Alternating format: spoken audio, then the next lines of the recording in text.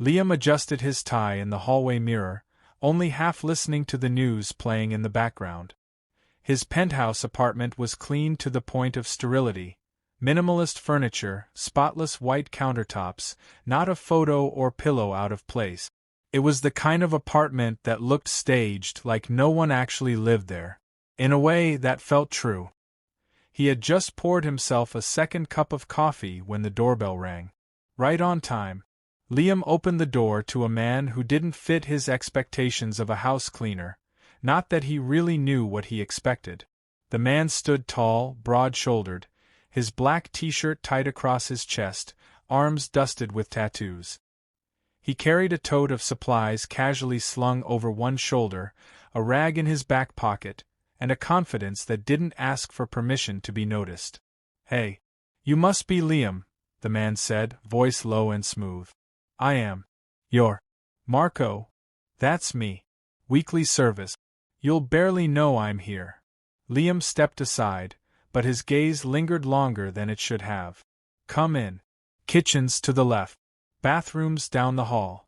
Marco nodded and moved inside with the relaxed ease of someone who knew exactly what effect he had. Liam watched him walk away, his eyes tracing the muscular frame, the curve of his back beneath that shirt.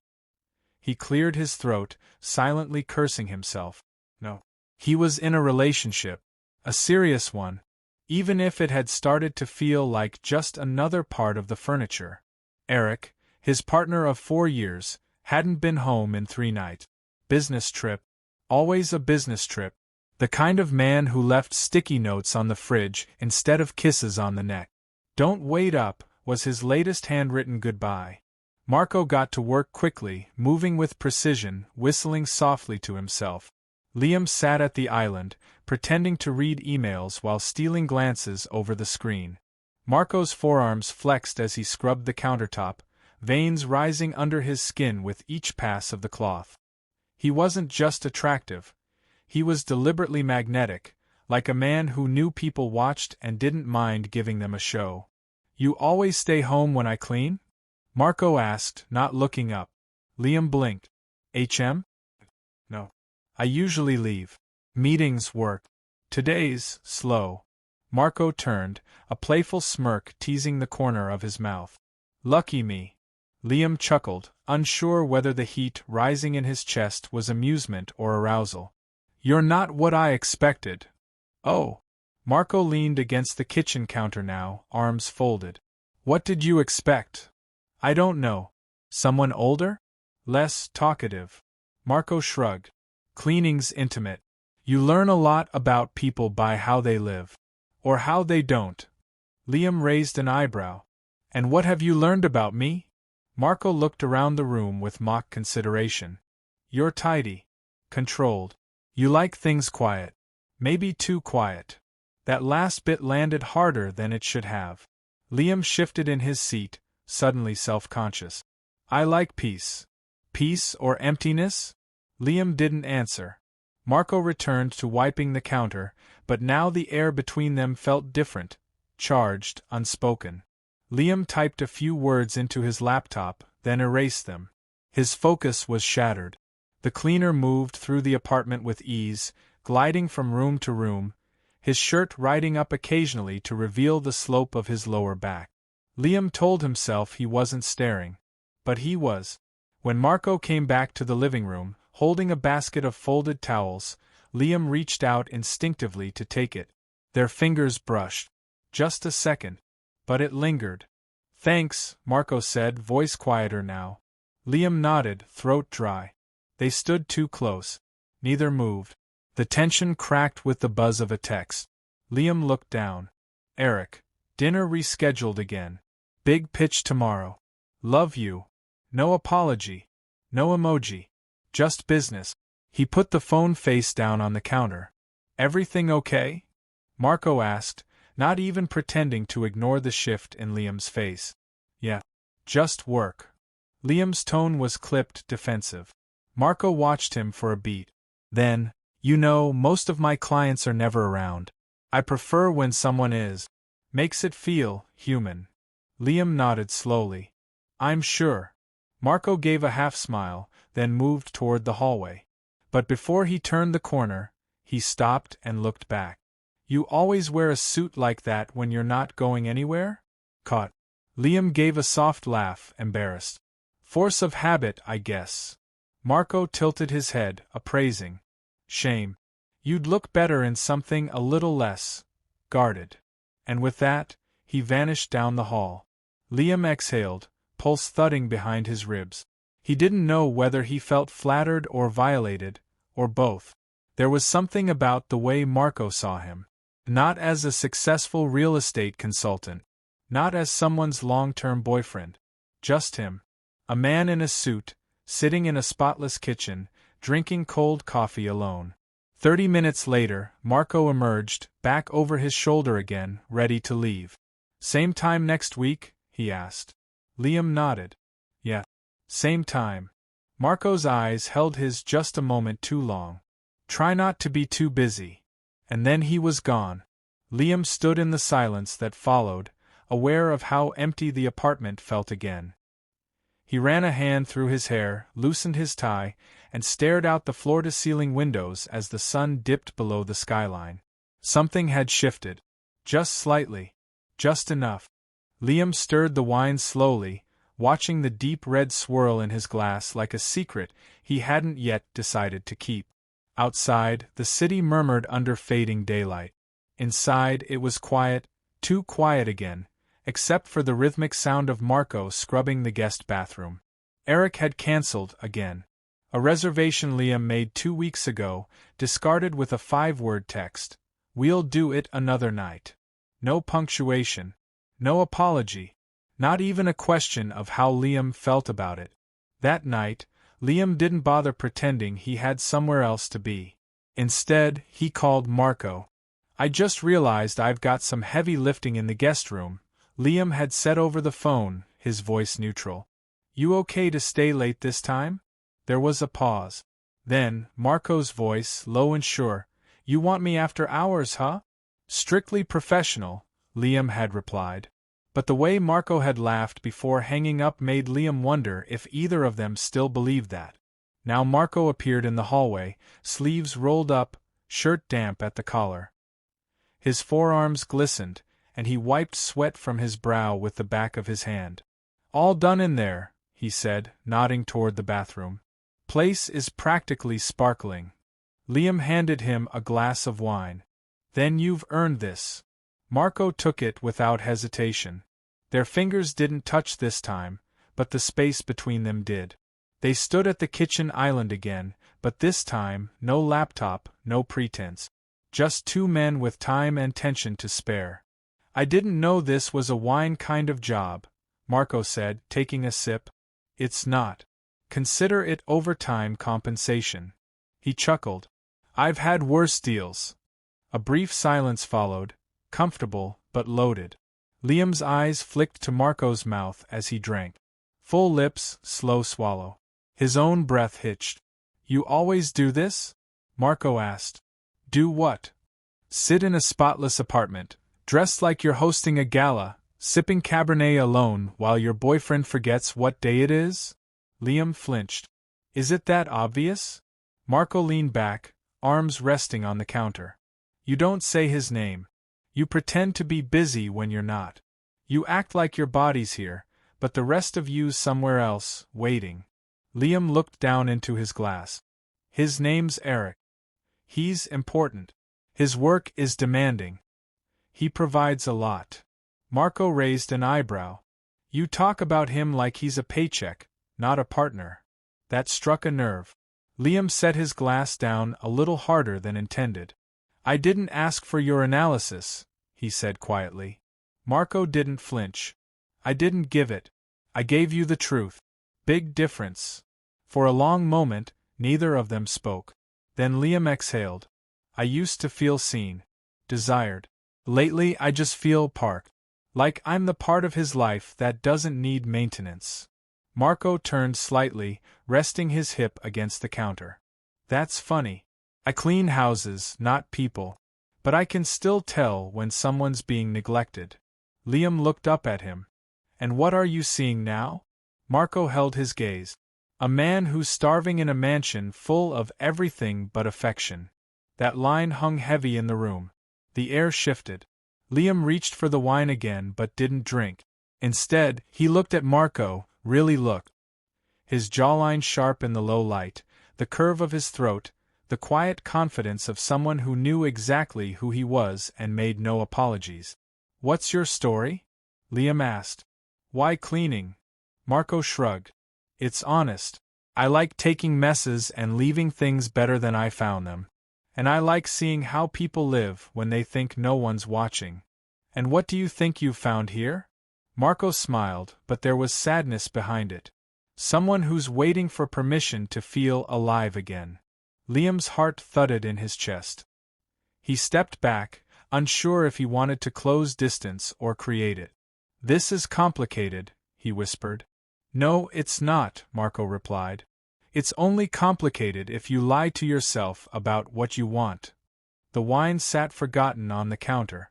Liam leaned forward slightly, not enough to cross any lines, but enough to blur them.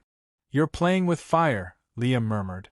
"I'm cleaning your fireplace," Marco said, his voice quiet, laced with heat. "You lit the match." Liam's lips parted, but the door buzzed suddenly. Eric's automated delivery from some overpriced meal service. The spell broke. Marco looked away, stepped back. "You should get that." Liam didn't move. Marco set his glass down beside Liam's, close but not touching.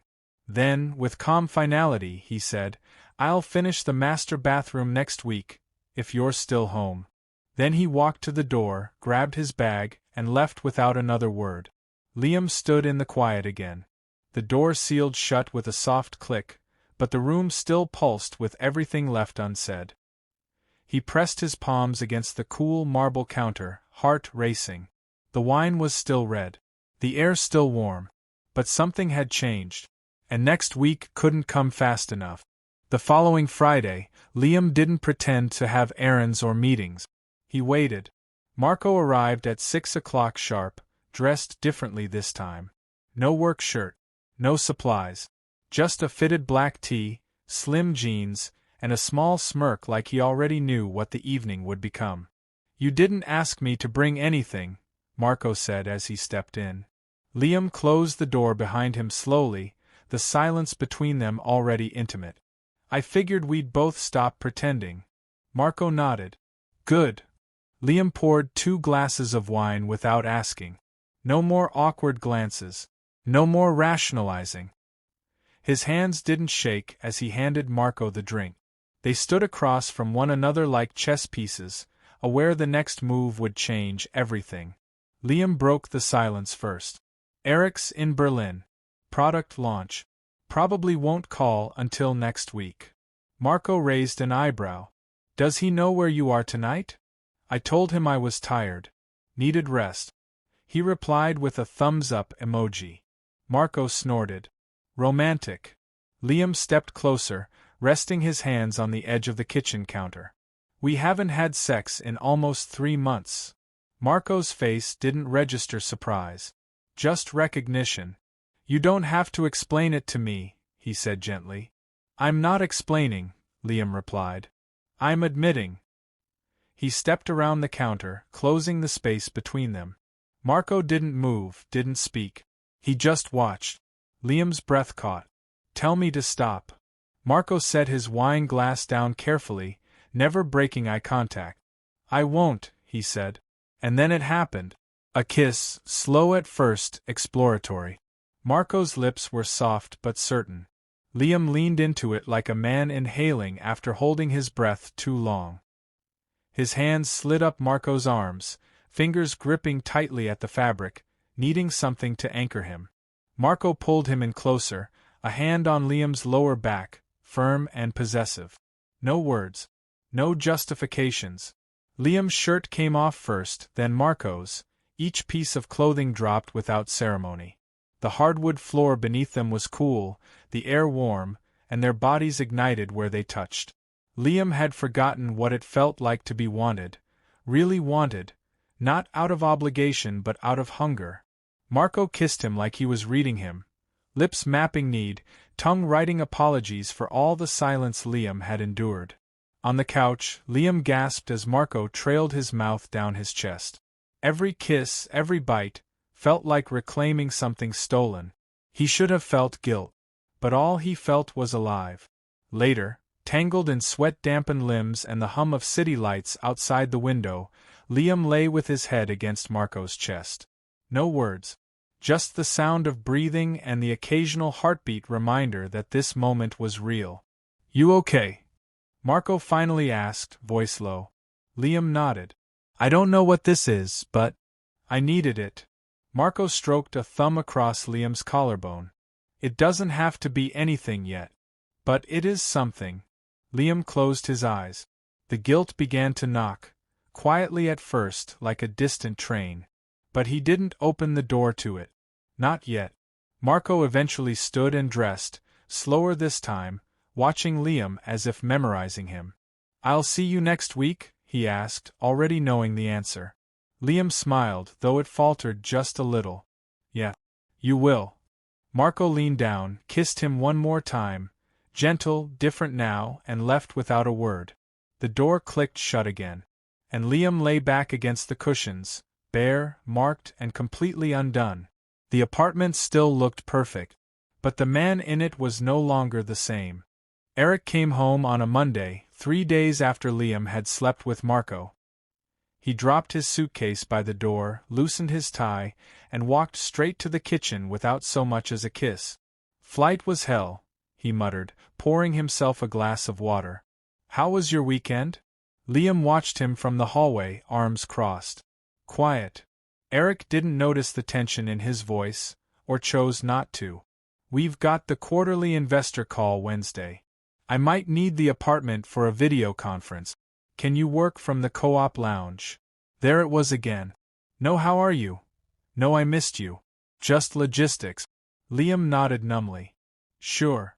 But everything inside him screamed no.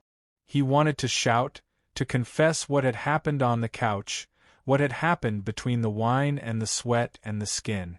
But all he did was wash his hands and return to silence. Because that was the rhythm of them now, detachment as default. Later that night, Eric was already asleep when Liam stood shirtless by the window, staring down at the city, thinking about Marco. The way Marco had touched him. The way Marco had seen him. The way Marco never asked for permission to be real. He checked his phone. No messages. But that didn't stop him from typing out one, only to delete it before hitting send. What are we even doing? Why do I feel more alive with a stranger than with the man I live with? He didn't sleep much. By Wednesday, Liam had made up his mind. He came home early. Eric was in the office, headset on, talking numbers like nothing was broken. Liam packed 2 bags. One with clothes. One with truth. Eric stepped into the bedroom just as Liam zipped the second bag. "What's going on?" Liam didn't look up. "I'm staying somewhere else for a while." Eric blinked. "Wait. What?" Liam finally met his eyes. "We haven't touched each other in months. We don't talk. You barely look at me. I've been busy. I'm trying to build something for us." "No," Liam cut in. "You're building something for yourself and expecting me to applaud from the balcony." Eric stepped forward, alarm flashing in his eyes. "So you're just walking away?" "I already did," Liam said. "You just didn't notice." Eric stood silent as Liam walked past him, the wheels of his suitcase softly rolling over the hardwood like the start of a final scene. Liam didn't go to Marco's place, not yet. He needed space to hear himself think. He rented a small room in a boutique hotel downtown. Brick walls, minimal decor, no one asking questions. That Friday, he texted Marco. "You cleaning tonight?" Marco replied a minute later. "Only if you're there." An hour later, Liam opened the door to find Marco standing in the hallway, holding nothing but a brown paper bag and wearing the same smirk that had started all of this. "I brought Ty," he said. Liam stepped aside and Marco entered. They ate in silence for a while, the air between them thick but not uncomfortable. Finally, Marco asked, "So?" "I left him." Marco didn't look shocked. just quietly impressed. You okay? I'm not sure yet. But I'm not numb. And that's something. Marco nodded and leaned back on the couch. What now? Liam smiled faintly. That depends. You planning to keep cleaning up after me? Marco tilted his head. I don't mind messes, as long as they're honest. There was no kiss this time. Not right away. Just closeness. The kind that didn't need touching to feel electric. Liam leaned his head on Marco's shoulder and exhaled. For the first time in a long while, he felt like a man who had made a choice, not just drifted into someone else's plan. It hadn't been clean. It hadn't been right. But it had been real.